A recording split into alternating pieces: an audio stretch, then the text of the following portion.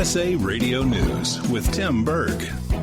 House Democrats voted along party lines to allow Democratic Speaker of the House Nancy Pelosi to refer to President Trump's tweets about minority Democratic lawmakers as racist, overriding House rules and GOP objections. Under House rules, the president may not be called a racist, but the Democrats use their majority to override that House rule. And after all that, the House did vote to condemn President Trump's tweets that were targeting 4 congresswomen. The vote did mainly fall along party lines, with a handful of Republicans joining all the Democrats. Senate Majority Leader Mitch McConnell reminds us of what the late Supreme Court Justice Antonin Scalia used to say. He said, "I don't attack people, I attack ideas."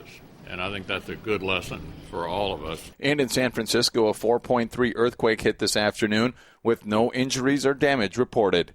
And you're listening to USA Radio News. The head of Facebook's new digital currency division is trying to address lawmakers' concerns. Arizona Republican Senator Martha McSally says Facebook likes to talk a big game. How do we know that this isn't going to change? And how do we know you're actually going to do that based on your track record of failing and violating and deceiving in the past? A week of events to remember a huge first for humankind has begun. USA Radio Network's Chris Barnes has the story. Liftoff on Apollo 11. As events began to mark 50 years since the historic first mission to the moon, the Apollo 11 astronaut Neil Armstrong's spacesuit went on display at the Smithsonian's National Air and Space Museum in Washington, D.C. for the first time in 13 years. And as it did, Vice President Mike Pence was on hand, saying of the mission, "It was a contribution to the life of this nation, to the history of the world." Armstrong died in 2012, but the surviving Apollo 11 crew members are taking part in anniversary events at the Kennedy Space Center all week.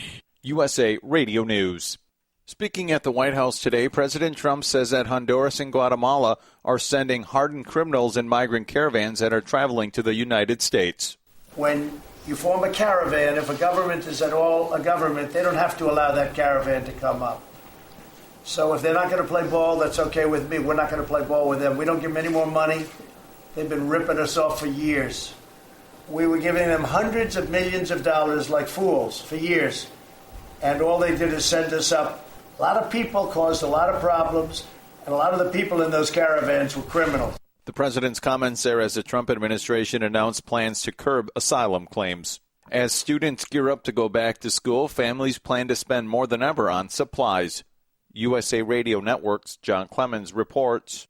In a survey of over 7,600 consumers, the National Retail Federation reports those supplies ranging from pencils and backpacks to computers and dorm refrigerators is at an all-time high. Mark Matthews is with the National Retail Federation. Consumers overall say they're going to spend about $1,673 on both back to school and back to college. That breaks out into spending for back to school of about $697 and for back to college about $977. Total spending for families for K through 12 and for college combined is estimated at $80.7 billion.